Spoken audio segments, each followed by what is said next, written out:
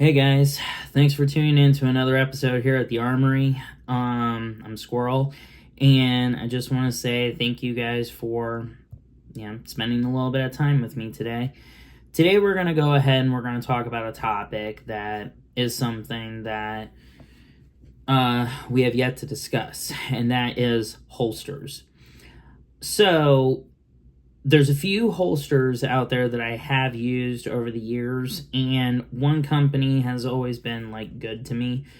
I'll talk about them towards the end of the video, but the other thing that I really want to talk in this video about is what type of holster do I recommend. There's a whole plethora of them out there. So we're going to kind of come at this from a practicality perspective.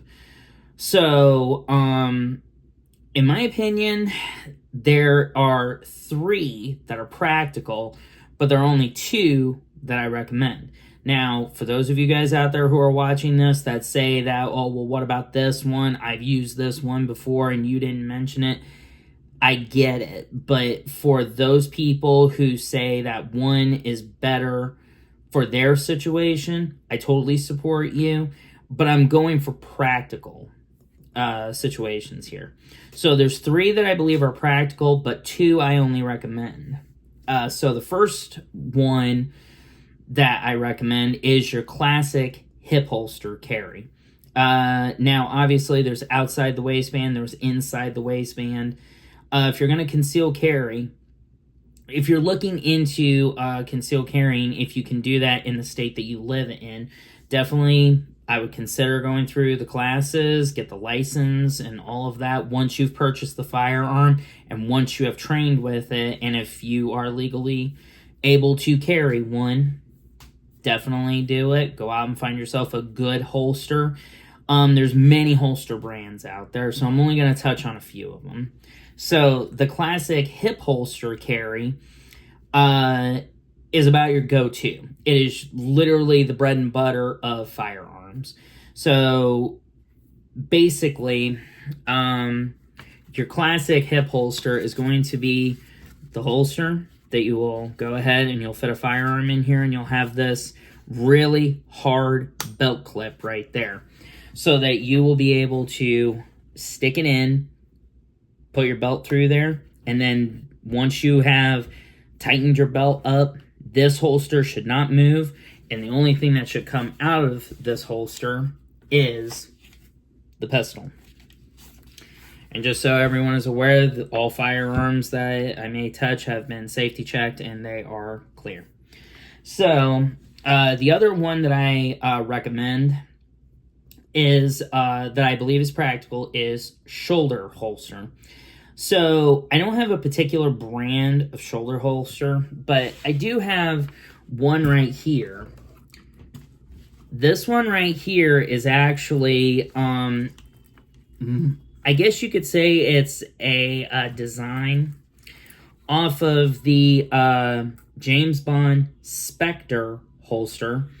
This is meant for a Walther PPK, and this one in particular I got off Amazon for like $60. It's handmade, so this is, pure leather and everything. It has a really nice, this feels like a suede material right here that the gun sits on your left-hand side if you're a righty. And then it has a really good elastic band that just goes across and loops under your right arm.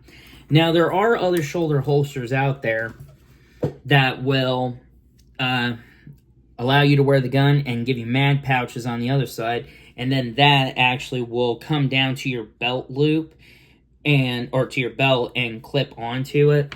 Now, I'm a little bit of a heavier set guy now than what I used to be, just because of life. One day I'll get back down to it, but I digress. When it comes to holsters like that, you got to kind of make sure that you're on the slim side or so, or that you wear your pants high enough that the strap on the shoulder holsters from other companies will actually loop around your belt and clip in. Those are the 2 practical ones that I recommend. The other one is pocket carry. I don't believe that that is a very practical one, just because unless you're going to wear cargo shorts, you're going to have to make sure that that firearm, you can reach into your pocket, grab the gun by the butt, and pull it out in a quick amount of time if you ever need to use it in a self-defense scenario. And you also have to be wary of lint, debris, anything that is in your pocket. So that's why I don't recommend it. I believe it's practical, but I don't recommend doing it because it could lead to it could lead to a lot of problems. There's another holster that I do recommend, but it's kind of in the same as the hip holster carry. It is the belly band holster. This is my wife's. This actually will go around your torso, right around in here on your stomach. And then it's pretty much just a Velcro universal holster that'll hold just about any kind of gun with a spare mag. So you can kind of position it to wherever you want it to be. So let's go ahead and just talk about the brand names that are out there. This one right here is my VersaCarry holster. I've owned several of these, and this is probably one of the most comfortable holsters I've ever worn, because you've got a genuine leather covering right here with a hardcore metal belt loop to that. And right here, this is the reason why I like this holster very much. It has a sweat patch right here that is a cushion pad for you, but it also absorbs the sweat from your body in there, and it doesn't bleed through to your gun. If you just had an all leather holster around here, the leather on this side, if you were wearing a pure leather holster all the way around, it would just sweat. You would sweat on it, and it would just run all around in there. And usually leather holsters, they tend to absorb the moisture, and sometimes it can bleed through to your firearm, causing rust and things like that to happen. So like I said, this was an Amazon purchase, but again, I can't remember what the name is. I bought this years ago, but I'm pretty sure that if you looked up shoulder holsters, James Bond or something, you're probably going to be able to find the guy who made it, but this is handmade. So I thought it was a really great holster. I've used it for years. The one that my wife uses is called, I just saw the name on here, give me a minute. It's called Bulldog. So these guys, I think, ran us about like $40-50 where we bought them. But again, you know, they're an optional brand. And then the other holsters that I have for like my go-to-war handgun and all of that is on my belt rig and everything, so I'm not going to grab all that stuff out. Or, you know, you could just go to Walmart and just get a strategy. If you were just planning on wearing your gun, like if you have a big enough property and you're just roaming around your property, like, you know, you're out there mowing or something and you get off to fix your mower or tractor or something, and then you notice a snake or something, having just a basic, you know, nylon Walmart holster strategy or any of them, these will generally do you good for just that purpose, you know. So it's not anything like really crazy. It just has your basic simple button strap right here. And you know, I've carried my Beretta in here many times, and I haven't had a problem with it. This one was just more for show, you know, just because I saw it and I thought it was cool. And I'm a huge Magnum PI fan, so obviously I've got the M3 tanker holster. So this is more of like a chest rig kind of holster, where back in the World War II and Vietnam and all those guys, they would actually wear the holster on their chest like this, so that way when they were in a tight quarters, they didn't have to try and reach around to their side. They could just pull it up off of their chest. So I actually like this. I mean, you can get these reproduction just about anywhere.